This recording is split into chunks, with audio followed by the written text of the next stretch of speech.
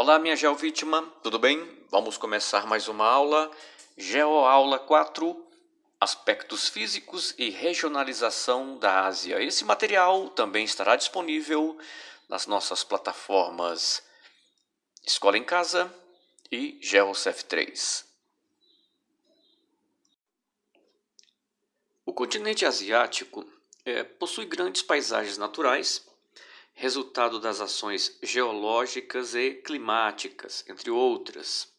A gente vê aí uma sequência de imagens de paisagens do continente asiático. A primeira imagem é um trecho do deserto na Arábia Saudita. A segunda imagem ao centro, bem verde aí, plantações de arroz no Vietnã, os agricultores utilizam-se do relevo para fazer essa plantação em patamares. A terceira imagem, você já vê aí as montanhas geladas e os vales do Cazaquistão. Embaixo, o Pico do Everest, que é o lugar mais alto do mundo, fica localizado nessa cadeia de montanhas do Himalaia. E essa última imagem é o Mar Morto, que é a maior depressão também do planeta. Então, o lugar mais alto do mundo e a maior depressão absoluta do planeta Terra encontra-se dentro do território asiático. Aí nós temos então o mapa físico do continente asiático. É importante a gente observar, amigos, no cantinho esquerdo existe uma legenda e uma diferenciação de cores e ao lado as altitudes, né? Tudo que está acima do nível do mar, certo? Então, você vê que toda essa parte verde do continente asiático corresponde, então, às planícies. Amarelo, laranja, são os planaltos e planaltos elevados, respectivamente. E esses tons de vermelho e marrom são os lugares mais elevados, já são as montanhas. Essa parte central aí, bem marrom aí, na cor marrom, já corresponde à cadeia do Himalaia, que é um conjunto de montanhas, né, em que seus picos são gelados e onde fica localizado também o Pico do Everest, que eu falei ainda há pouco na imagem anterior. Além do Pico do Everest, também tem o K2, que os escaladores de montanhas gostam muito de subir essas montanhas aí, correndo alguns riscos, inclusive, que são temperaturas baixíssimas, né? 8.000 metros de altitude. Então, um conjunto de fatores de clima e de altitude em que expõe ali todas as pessoas que tentam essa aventura de escalar essas montanhas. Não é para qualquer um isso aí. Então, aí você está vendo, então, o mapa físico e a configuração do relevo, né? Aí em cima eu coloquei para identificar para vocês o que são as planícies em verde, os planaltos num tom amarelo, né? Laranja e vermelho e o marrom são os planaltos elevados, né? E por último, esse tom de marrom são as montanhas, que são essas montanhas, elas são muito importantes para a hidrografia da região, porque é justamente do gelo que fica depositado nos picos dessas montanhas que durante o verão esse gelo derrete e que abastece boa parte das bacias hidrográficas do continente asiático.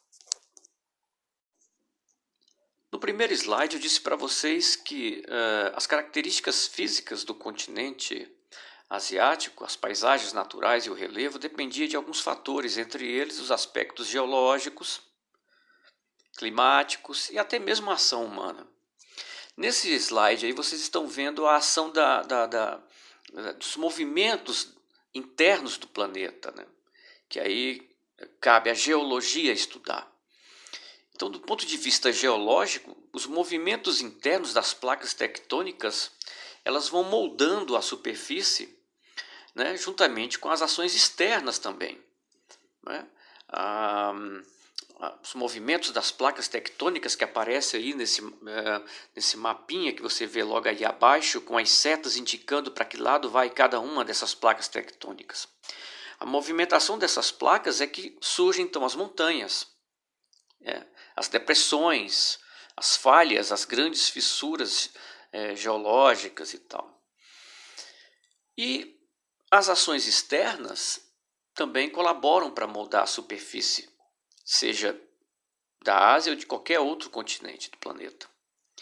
E as ações externas, como chuvas, gelo, vento, calor, pressão atmosférica, eles vão moldando toda essa superfície. Não, repito, não só da Ásia, como do mundo inteiro. O continente asiático tem uma particularidade, ela sofre muito com terremotos e tsunamis. Né? Aí você pode ver duas imagens, né, resultados desses fenômenos geológicos. O terremoto e o tsunami são fenômenos comuns, são fenômenos geológicos comuns, né, e que acontece muito na Ásia. Primeira imagem aí você vê esse conjunto de prédios que foram completamente destruídos depois de um terremoto que aconteceu no Iraque. Essa segunda imagem, onde você vê um navio aí, uma embarcação no meio dos destroços, foi o resultado de um tsunami no Japão. Acredito, se eu não me engano, esse tsunami foi em 2011. Deve ter mais ou menos uns 9 ou 10 anos que aconteceu um grande tsunami no Japão, em que foi realmente devastador. Outro aspecto importante para a gente observar no continente asiático é a sua hidrografia. Nesse mapa abaixo você vê aí os principais rios, as principais bacias hidrográficas. Né? E como eu falei para vocês anteriormente, o Himalaia, né, o derretimento do gelo das montanhas do Himalaia, ele colabora muito para o abastecimento de água de grandes rios. Um deles é o rio Ganges, que aparece logo aí embaixo, aí, um rio infelizmente muito poluído pelas ações humanas, né? Que é um rio para os indianos, um rio sagrado em que eles fazem as suas oferendas, as suas orações e acabam poluindo as águas do rio. E voltando aí para o mapa, você vê aí então as principais bacias hidrográficas do continente asiático.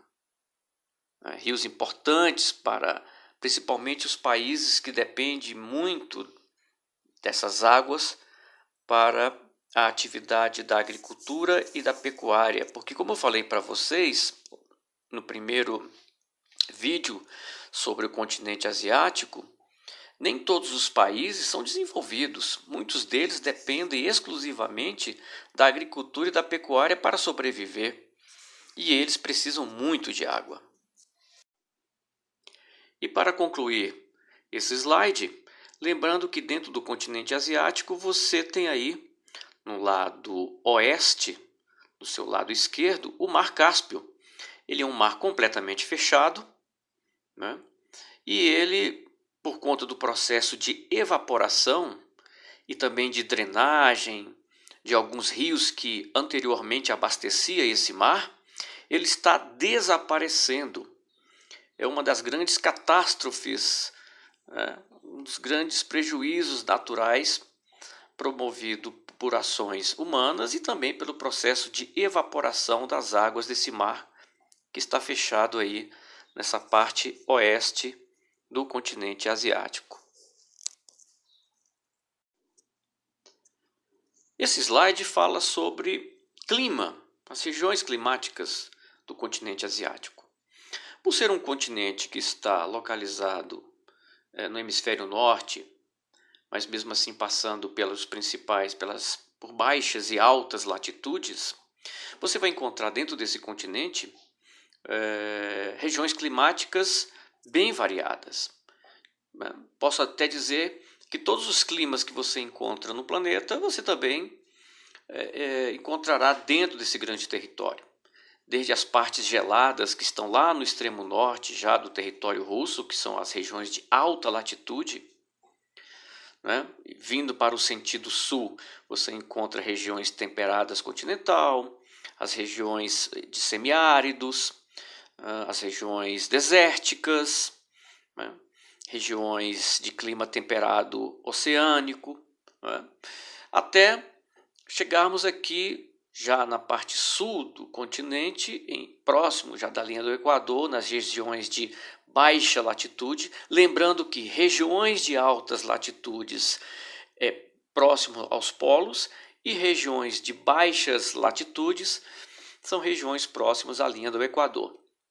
Essa parte marrom e um laranja que vocês estão vendo aqui já ao sul do continente asiático são as regiões tropicais, por exemplo, equatorial e tropical.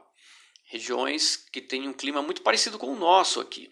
A Indonésia, Filipinas, o Vietnã, a parte sul da Índia, possui características climáticas muito parecidas com a nossa aqui, pela proximidade, né, à linha do Equador, né, certo? Então, você vai encontrar dentro do continente asiático uma variedade de climas. E essa variedade de climas é o que vai determinar também essa variedade de paisagens naturais nessa região. Entre outros fenômenos climáticos, eu vou citar dois bem interessantes que acontecem na Ásia. O primeiro é tempestade de areia. Isso mesmo, meus amigos, tempestade de areia.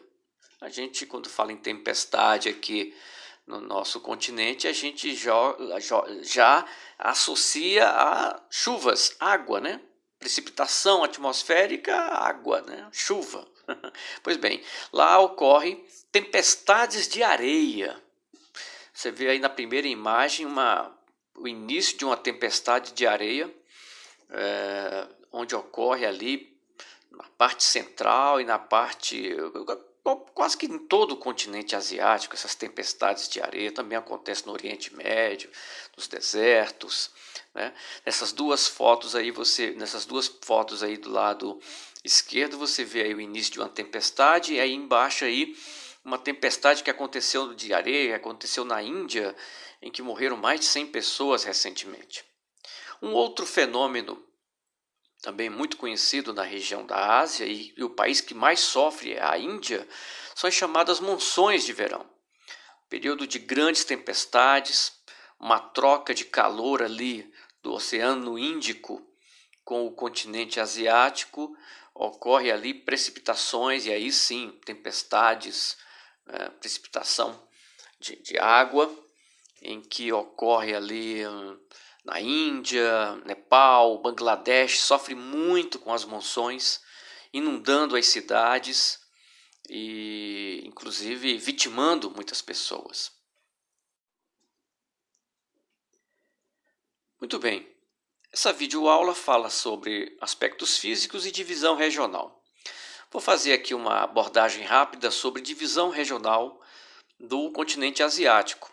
Esse aí está o mapa do continente asiático e as regiões em que características físicas e culturais determinam isso aí. Tá? Quais são os critérios que se utiliza para regionalizar a Ásia? Ou qualquer outro lugar do mundo? São aspectos físicos, normalmente, aspectos culturais.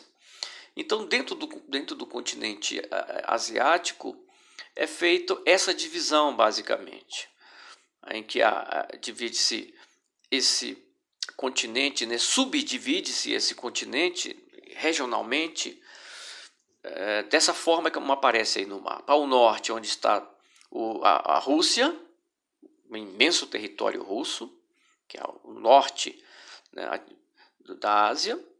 A parte central da Ásia, onde fica ali principalmente os países que terminam com estão, e aí eu coloquei aí em destaque o Cazaquistão, que é o maior desses países, né? O Oriente Médio, que tem características naturais, físicas e culturais bem típicas para essa região, dominada pelo islamismo, e com grande potencial petrolífero que tem essa região. Em destaque aí para a Arábia Saudita, que é o grande produtor de petróleo, que exporta petróleo para quase o mundo inteiro. Depois vem aí o sul da Ásia, em que aparece aí a Índia, do lado da Índia o Paquistão, Nepal, Bangladesh. Essa é a parte que eles chamam de sul da Ásia.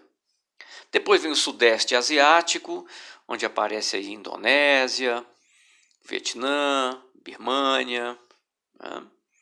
Esses países aí, as Filipinas, certo?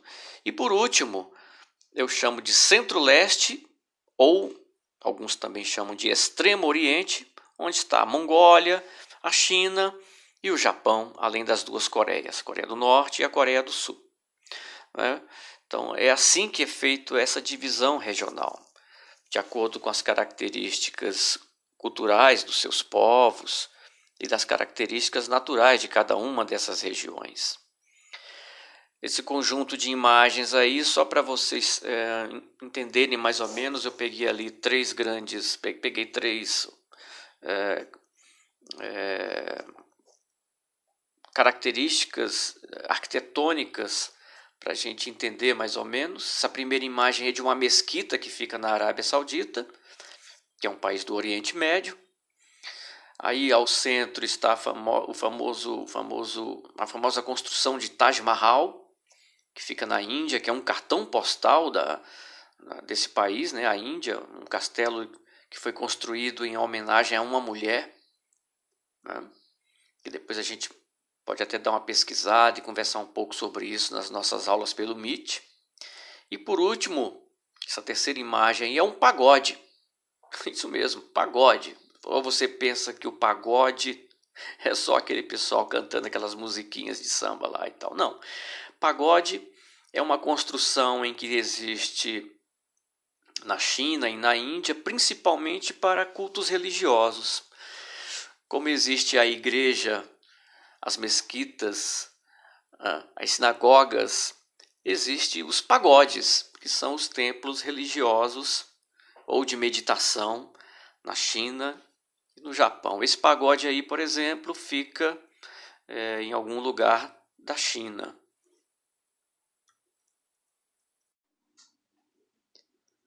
Mais uma vez o mapa físico do continente asiático, algumas imagens marcantes desse grande continente: desertos, montanhas geladas, vales, né, montanhas, né, os agricultores ali plantando arroz, que é a principal base da alimentação do povo asiático, é o arroz, tá? O principal grão, é o que mais se consome na Ásia é o arroz, certo?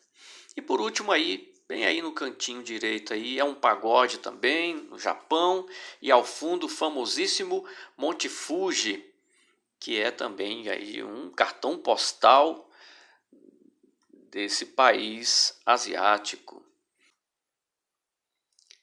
Então é isso, querido aluno, querida aluna, nós estamos concluindo aqui a nossa GeoAula 4. Esse material, repito, estará disponível nas nossas plataformas GeoCef3 e Escola em Casa. Até o próximo vídeo e um grande abraço para todos.